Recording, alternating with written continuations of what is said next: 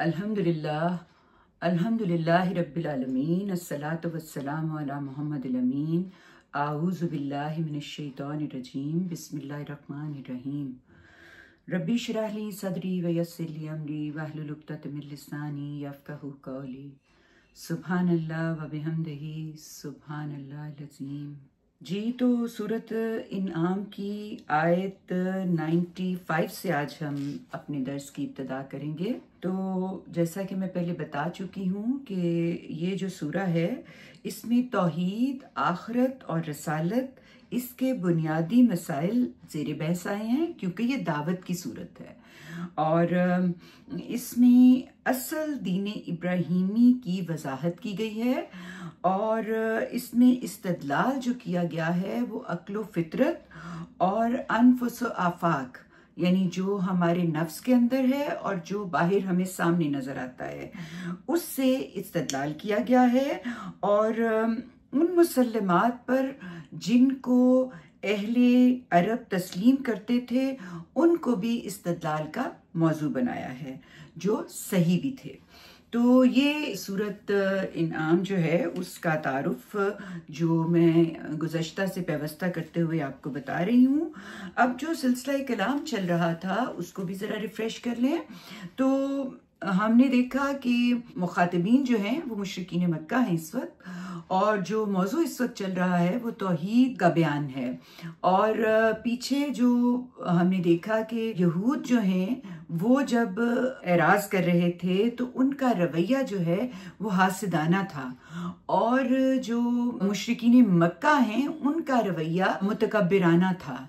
दोनों का रवैया ही एराज का था, नापसंदीदगी का था, ठट्ठा लगाने का था, मजाक उड़ाने का था और बात को ख़त्म कर देने का, स्नब करने का था। किसी भी तरह जो दावत दी जा रही थी उसको रोकने का था।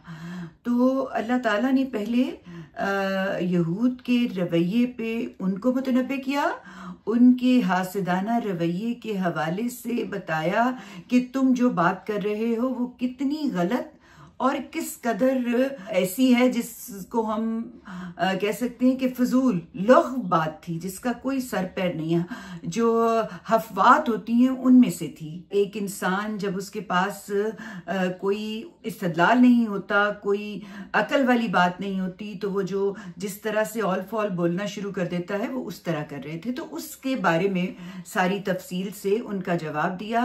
अब रुख सुखन जो है वो मुशरिकाना रवैयों में मुब्तला मुतकब्बिरीने कुरैश उनको एड्रेस किया जा रहा है।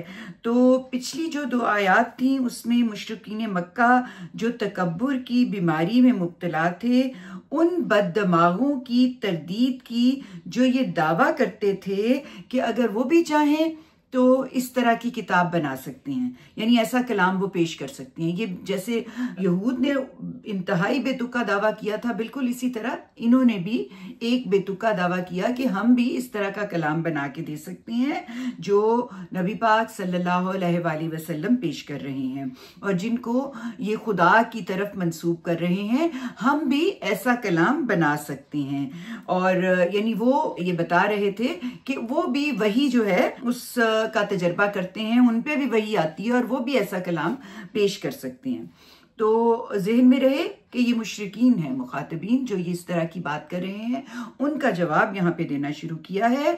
और जब उनके सामने तौहीद का इस्तदलाल रखा गया, तौहीद के बारे में वजाहत की गई, तो साथ ही साथ खुद ब खुद उसमें से रसालत और आखिरत के हवाले से भी जो भी बात अल्लाह ताला करते हैं वो इतनी कॉम्प्रिहेंसिव होती है, वो इतनी जामे होती है कि उसके अंदर से एक बात ही नहीं बल्कि जो बुनियादी 3 बातें हैं कुरान की, उनका भी लिंक उसके साथ हो जाता है, यानी तौहीद, आखिरत और रसालत।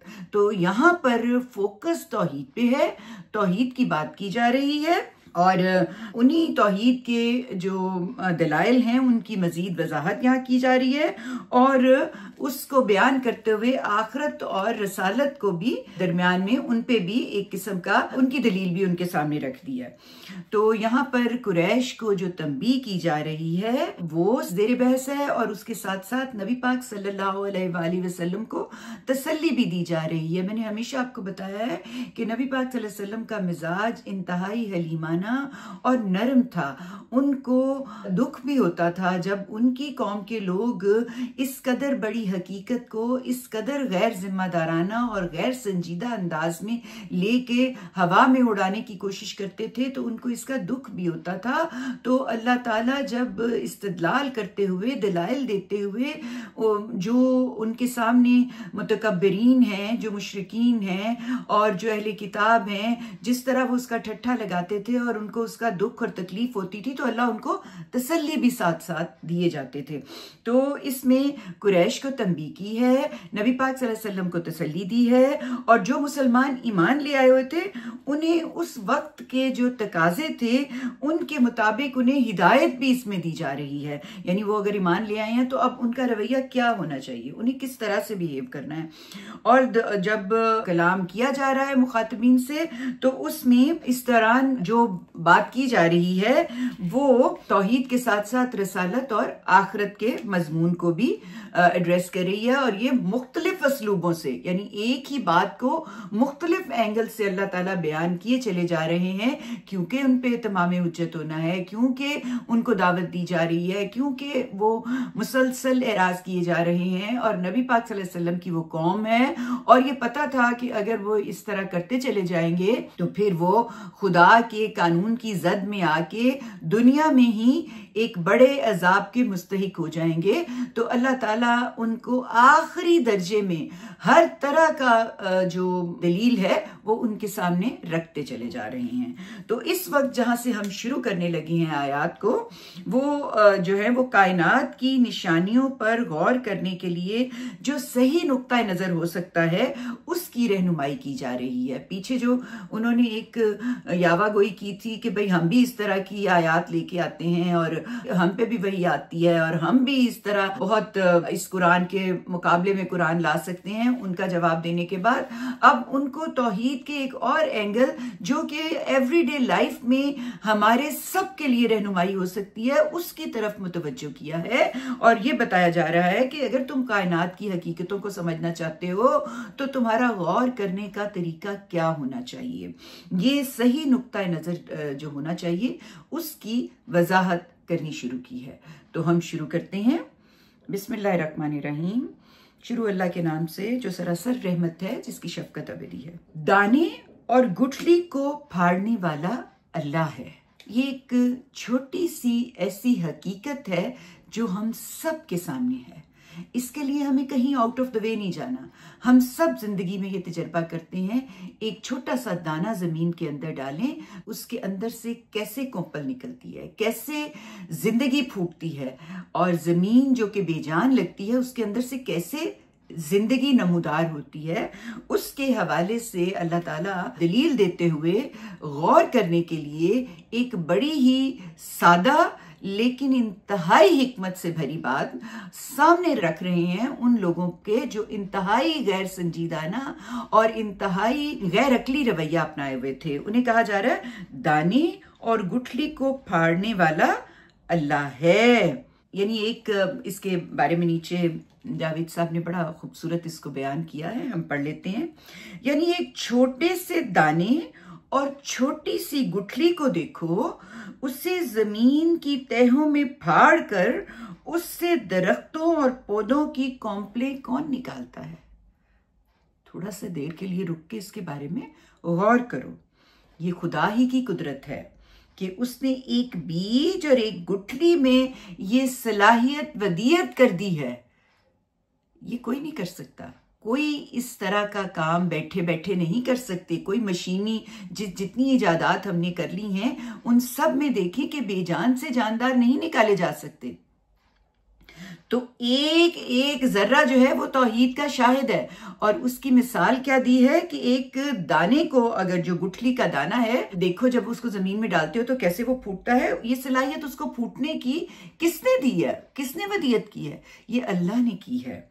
फिर वही है जो अपनी कायनात की हर चीज को उनकी सलाहियतें बरूए कार लाने के लिए अमर फरमाता है, यानी उसका हुक्म देता है, वो कहता है और वो हो जाती हैं। इन सब चीजों में क्या उसके सिवा किसी का तसर्रुफ है, किसी का इख्तियार है? यानी अगर आप एक एक चीज जो हमें बज़ाहिर बेजान से जानदार होती लगती है, इंसान पैदा होता है, जमीन के अंदर से दरख्त पौधे निकलते हैं, ये कौन कर सकता है? ये आप जितनी मर्जी साइंसें इजाद कर ले, जो कुछ मर्जी आप कर लें, आप बेजान से जानदार पैदा नहीं कर सकते।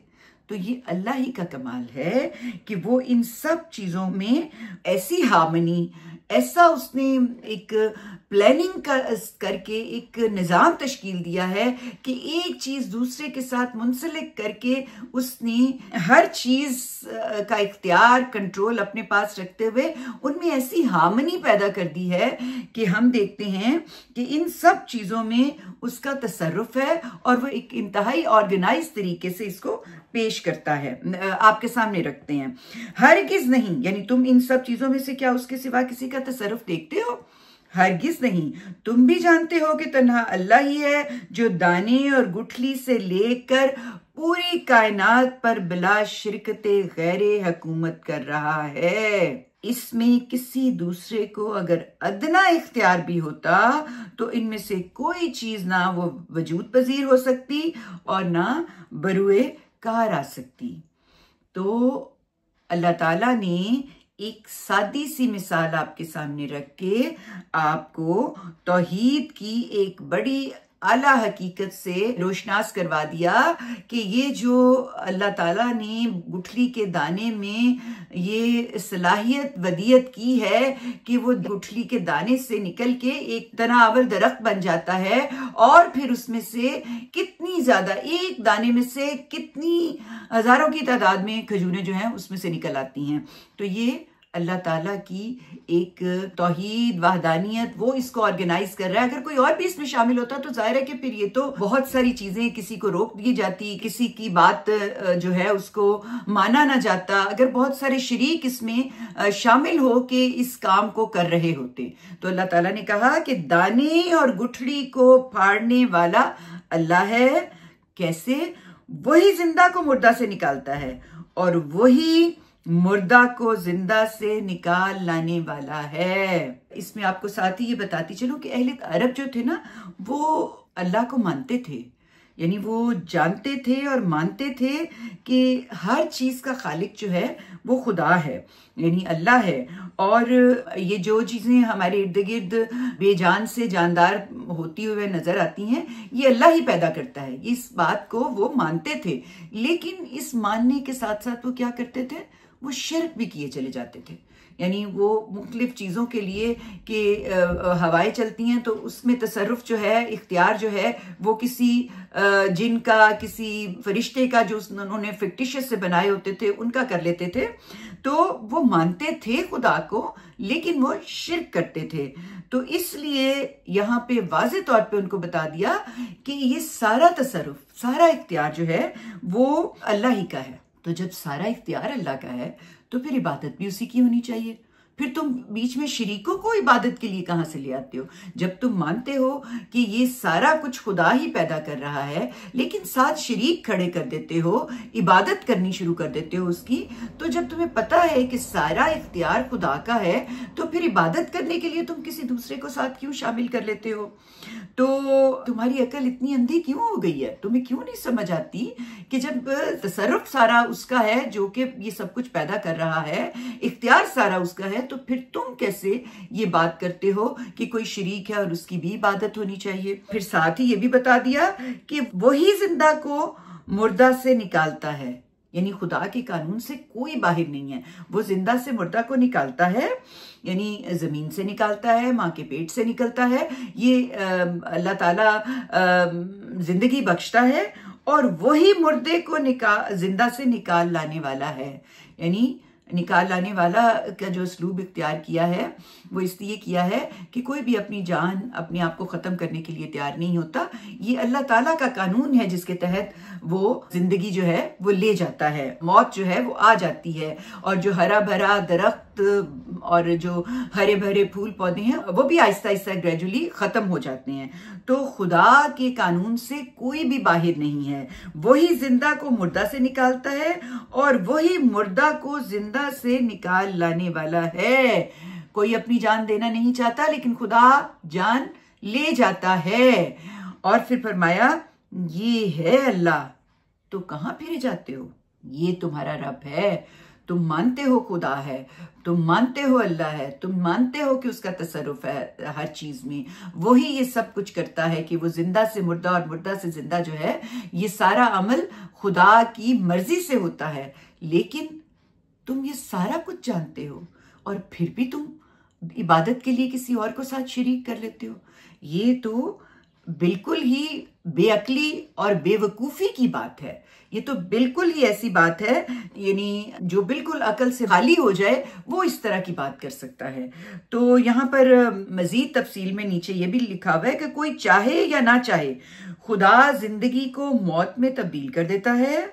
उसका ये कानून ऐसा अटल है कि जिंदगी हासिल हो जाने के बाद किसी जानदार को जिंदगी से बढ़कर कोई चीज महबूब नहीं होती, मगर खुदा का फैसला नाफिज होके रहता है और वो अपनी ये महबूब तरीन चीज भी उसके हवाले कर देने के लिए मजबूर हो जाता है। मौत और जिंदगी का ये कानून जिस हकीकत की तरफ मुतवज्जे करता है वो बहुत अहम है। और उसके लिए अमीन हसन इस्लाही साहब की तदब्बुर कुरान से एक मुख्तसर टेक्स्ट जो है वो शेयर किया गया है। मैं इसको यहाँ पढ़ देती हूँ। वो लिखते हैं कि आम की बेजान गुठली और गेहूं के बेजान दाने से हरा भरा दरख्त और लहलहाता हुआ पौधा पैदा हो जाता है, और फिर इसी सरसब्जो शादाब दरख्त और लहलहाते हुए पौधे पर जर्दी, खुश्की और मुर्दनी तारी हो जाती है, यहां तक कि एक दिन वो खत्म हो जाता है। यही मुशाहिदा हम इंसानों और हैवानों में भी करते हैं, यहां तक कि एक दिन वो भी खत्म हो जाता है। यही मुशाहिदा होता है जो हम कौमों और मिलतों के अंदर भी मौत और जिंदगी, अरूज और जवाल की दास्तान के तौर पर आज भी हम देखते हैं कि एक कौम जो है वो रूल करती है, वो पर्दा एदम से निकलती है, यानी उसको अरूज मिलता है और फिर सारी दुनिया पे छा जाती है। फिर वही कौम एक दिन आता है कि पर्दा एदम में जा छुपती है। यानी हम देखते हैं बहुत बड़ी बड़ी सल्तनतें हैं जिनको अल्लाह ने अरूज दिया। हम फिरौन से ही शुरू करते हैं जो बहुत वाज़ेह, जिसके बारे में कुरान पाक में बहुत सारी बातें हैं, उसको देख लें। और अपने करीब तरीन आप मुगलिया सल्तनत को देख लें, उसको कैसे अरूज हासिल हुआ और अब वो ख़त्म है। तो अल्लाह ताला एक इंसान को, नबातात को और कौमों को वो इसी तरह से अरूज देता है और फिर जवाल आ जाता है। मौत और जिंदगी के इस कानून में से किसी की को मुफर नहीं, कोई इससे मावरा नहीं हो सकता। अगर खुदा के सिवा कोई और भी इस कायनात में मालकाना, खुद मुख्ताराना तसर्रुफ रखता तो किसी एक गोशे में वो इस कानून को बातिल क्यों नहीं कर देता? कोई चाहता कि उसकी हुक्मरानी हमेशा के लिए ना रहे और वो उसको जवाल आ जाए। अगर किसी के तसर्रुफ में ये बात होती, किसी का इस पे इख्तियार होता, तो वो हमेशा हमेशा के लिए अपनी सल्तनतों को कायम रखता। और इंसान के इख्तियार में होता तो वो हमेशा की जिंदगी पा लेता। और अगर नबातात, हैवानात होते, उनके इख्तियार में कोई चीज होती या कोई दुनिया का शख्स जो है वो उनको कंट्रोल कर सकता, तो वो किसी को हक दे देता जीने का और किसी को मार देता। ऐसा नहीं, अल्लाह ताला ये सब कुछ कर रहे हैं। और बताया कि ये सब कुछ मुजर्रद मादे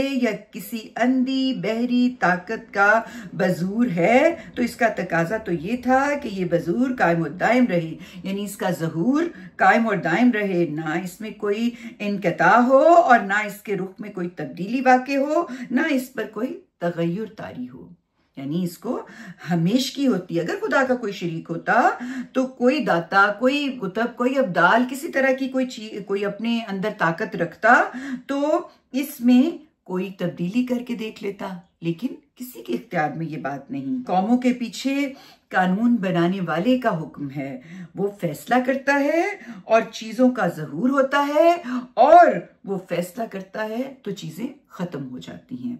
तो यहाँ पर ये जो बात की है अल्लाह ताला ने कि वही जिंदा को मुर्दा से निकालता है और वही मुर्दा को जिंदा से निकाल लाने वाला है, ये है अल्लाह। तो तुम कहाँ फिरते हो, तुम कहाँ हो जो इस तरह की बातें किए चले जा रहे हो जो कि इंतहाई नामकूल हैं। ये खुदा की शानी है, इसके बावजूद तुमने शुरका बनाए हुए हैं। तुम मखलूक हो और तुम्हारा कोई खालिक है, तन्हा सारे खल्क का मालिक, उसी के इख्तियार में तमाम खुदाई है और वही उसका तमाम मामलात चला रहे हैं। और तुम किस कदर बेवकूफ हो कि ये जानते हो कि वो ये सब कुछ कर रहा है और फिर भी उसमें किसी को शरीक बना रहे हो।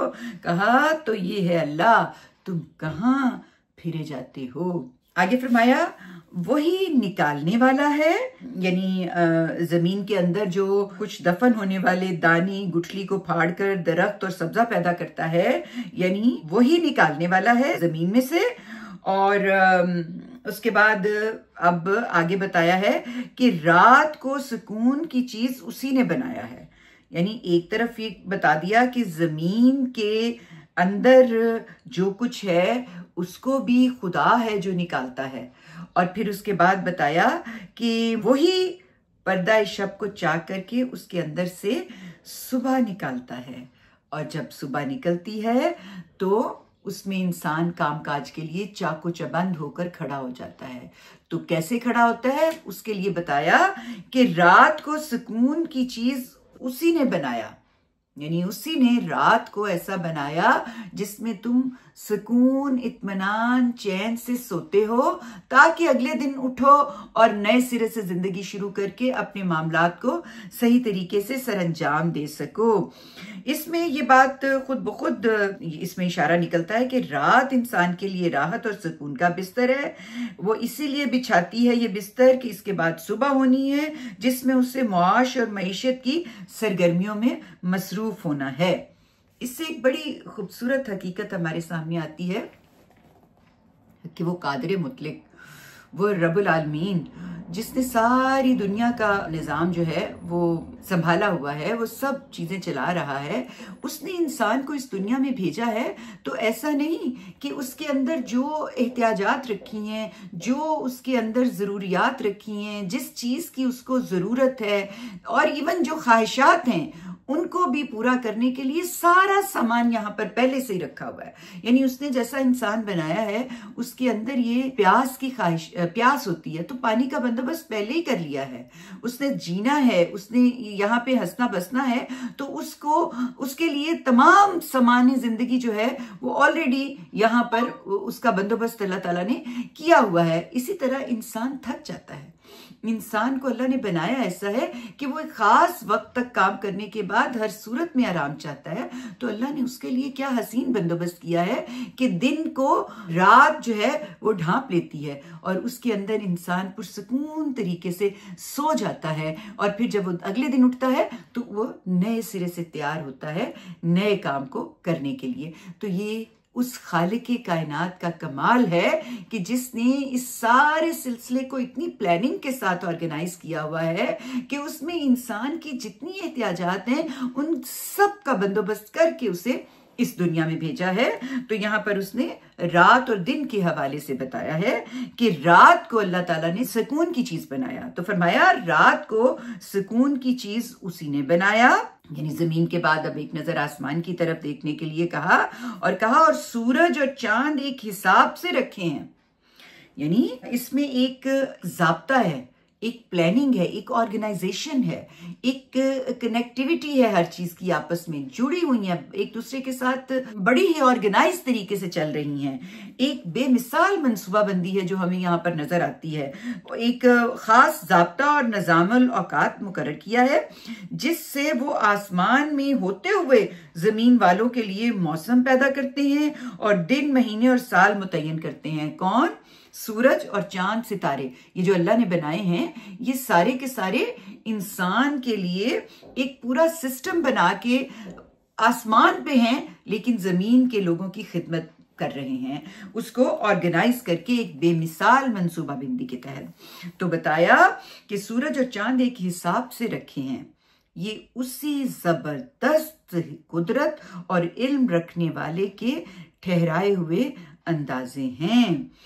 यानी असल में जो बताया है इस जुमले में, ये बड़ी इंपॉर्टेंट बात है कि जो अक्ल सलीम रखते हैं, जिन्होंने अपनी अकल को साफ पाक और सीधा और स्ट्रेट तरीके से चलने के लिए रखा हुआ है, वो जब अपनी अक्ल सलीम के साथ कायनात पर गौर करते हैं तो बेख्तियार उनके दिल से जो बात निकलती है वो यही है कि कायनात में खुदा की शानें, जिस तरीके से वो प्लानिंग करके इस सारे सिलसिले को चला रहा है, जब उसको संजीदा एक फितरत सलीम इंसान देखता है तो बेख्तियार वो ये कह उठता है कि वो ज़ात जो ये कर रही है वो किस कदर ज़बरदस्त कुदरत रखती है और किस कदर बेहतरीन इल्म और हिकमत की मालिक है, और ये उसी के ठहराए हुए अंदाजे हैं। ये वही कर सकता है, ये उसी ने किया है कि वो आसमान पे सूरज और चांद सितारे जो है वो आसमान पे खड़े ऊपर इंसानों के लिए काम कर रहे हैं, और जमीन में मौजूद जमीन के अंदर किस तरीके से अल्लाह ताला ने उसको ये सलाहियत वदियत कर दी कि उसमें से इंसानों के लिए रिस्क निकल रहा है, और किस तरीके से उसने दिन को काम करने और रात को आराम करने के लिए बाकायदा बंदोबस्त किया हुआ है। तो फरमाया कि जब ये इंसान देखता है अक्ल सलीम के साथ तो वो बेख्तियार कहता है कि ये उसी जबरदस्त कुदरत और इल्म रखने वाले के ठहराए हुए अंदाजे हैं। वही है जिसने तुम्हारे लिए तारे बनाए ताकि सहरा और समंदर की तारीकियों में उनसे रहनुमाई हासिल करो। बहुत अरसे तक जब इंसान डेवलप नहीं किया था, अब ये घड़ियां और ये जो सिस्टमेटिक अब टेक्नोलॉजी की डेवलपमेंट है, इंसान पे एक बहुत लंबा अरसा ऐसा गुजरा है जब उसके लिए राहों को जानना और सफ़र करना, समंदरों में सफ़र करना और दूर दराज के इलाकों में जाने के लिए यही बीकन्स थे, यही चीज़ें थीं जो कि उनको सहरा और समंदर में बताती थी रास्ते, ये सितारे थे। तो अल्लाह ताला वो तारीकियां जो इंसान को फेस करनी पड़ती थी जब वो लंबे रस्तों पे निकलता था, उनके लिए भी अल्लाह ताला ने बंदोबस्त किया था। सितारों की डायरेक्शन से वो समझ लेते थे कि हम ठीक रास्ते पे जा रहे हैं या गलत रास्ते पे, यानी वो उनसे रहनुमाई हासिल करते थे। ये अल्लाह के वो एक बेमिसाल मनसूबाबंदी का नतीजा है अगर हम इसको समझदारी से अक्ल सलीम से देखें। इसके साथ ही ये बताया कि हमने अपनी निशानियां उन लोगों के लिए खोल कर बयान कर दी हैं जो जानना चाहें। यानी ये निशानियां जो अल्लाह ताला बता रहे हैं ये खोल के सबके सामने रख दी हैं जो जानना चाहते हैं। हम बहुत दफा अपना कोई काम कर रहे हो तो हमारे इर्द गिर्द बहुत कुछ हो रहा होता है, और हम अगर उनके बारे में बाकायदा मुतवज्जो होके नहीं जानना चाहते तो हमारे इर्द गिर्द कुछ भी होता रहे हमें नहीं पता चलता, हम उसे रजिस्टर नहीं कर पाते। तो ये जो निशानियां, वो निशानियां मांगते थे ना मुश्रिकीन मक्का, तो उन्हें ये कहा जा रहा है ये बेशुमार निशानियां जो तुम्हारे सामने बिखरी पड़ी हैं, तुम इनकी तरफ से सिर्फ नजर करके तो ऐसी निशानियां मांग रहे हो जो पुराने लोगों ने भी मांगी थी और उनको दिखाई भी गई थी, जैसे बनी इस्राइल के सामने रखी थी और उनको दिखाने का कोई फायदा नहीं हुआ था, उनसे उन्होंने कोई अपने लिए नताइज निकाल के और सीधे रास्ते को नहीं अडॉप्ट किया था। तो बताया कि ये जो निशानियां इर्द गिर्द तुम्हारे फैली हुई हैं ना, तुम इनको क्यों नहीं देखते? ये जमीन से जो नबातात उगती हैं और कैसे उगती हैं और उसमें से क्या कुछ तुम्हारे लिए निकल आता है, ये रात जो आ जाती है और दिन को ढांप लेती है और तुम उसमें रेस्ट करते हो, सो जाते हो और फ्रेश होके उठ के सुबह माश के लिए तैयार हो जाते हो, और ये जो चांद और सितारे दूर आसमान पे तुम्हारे लिए काम कर रहे हैं, जिनके जरिए तुम अपने सारे सिस्टम को देखते हो कि वो चल रहा है, उनको अल्लाह ताला ने इस तरह की कामों पे कर दिया है मुकर्रर। ये किसने किया हुआ है? ये खुदा की जात है जो ये सब कुछ कर रही है। उसकी निशानियां देखनी है तो इसको देखो। तुम क्यों इसको नहीं देख रहे? तुम इसको नहीं देख रहे। ये निशानियां असल में तुम्हारे इर्द गिर्द बिखरी पड़ी हैं, लेकिन तुम इसकी तरफ तवज्जो ही नहीं करना चाहते, तुम इसको जानना ही नहीं चाहते। बिल्कुल उसी तरह जैसे हम अगर बेपरवाह होकर सड़क पे भी जा रहे हैं और हमारे हाथ में कोई ऐसी चीज है जिस पे हमारी तवज्जो पूरी तरह से मुर्तकज है और हम इर्द गिर्द नहीं देख रहे, तो हमारे इर्द गिर्द जो हो रहा है हम उसको बिल्कुल नहीं देखेंगे। ये जो मुशरिकीन मक्का है, इनकी तवज्जो पूरी की पूरी अपनी मुशरिकाना अकायद पे थी, अपनी पूरी तवज्जो उन्होंने उसकी तरफ की हुई थी। उनका ख्याल था कि यही हैं जिन्होंने इस दुनिया में हमें फायदा दिया हुआ है और यही है जो आखिरत में हमें फायदा देंगे। अगर कोई आखिरत हुई तो वो इस तरफ मुतवज्जो ही नहीं थे। तो अल्लाह ताला उनको कह रहे हैं, हमने अपनी निशानियां उन लोगों के लिए खोल कर बयान कर दी हैं जो जानना चाहते हैं। जो नहीं जानना चाहते तो फिर वो याद रखें कि वो जिन जिन कामों की तरफ मुतवज्जो है उनका अंजाम बहुत दर्दनाक होने वाला है। तो यहाँ पर हम इसको इख्तिताम करते हैं। वाखिर दावाना अनिल हम्दुलिल्लाहि रब्बिल आलमीन। जी, तो इसका एक रवा तर्जुमा हम देख लेते हैं। बिस्मिल्लाहिर्रहमानिर्रहीम। दाने और गुठली को फाड़ने वाला अल्लाह है, वही जिंदा को मुर्दा से निकालता है और वही मुर्दा को जिंदा से निकाल लाने वाला है। ये है अल्लाह, तो कहाँ फिरे जाते हो। वही सुबह निकालने वाला है, रात को सुकून की चीज उसी ने बनाया है और सूरज और चांद एक हिसाब से रखे हैं। ये उसी जबरदस्त कुदरत और इल्म रखने वाले के ठहराए हुए अंदाजे हैं। वही है जिसने तुम्हारे लिए तारे बनाए ताकि सहरा और समंदर की तारीकियों में उनसे रहनुमाई हासिल करो।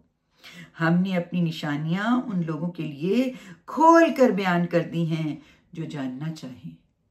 वाखिर दावाना अनिल हम्दुलिल्लाहि रब्बिल आलमीन।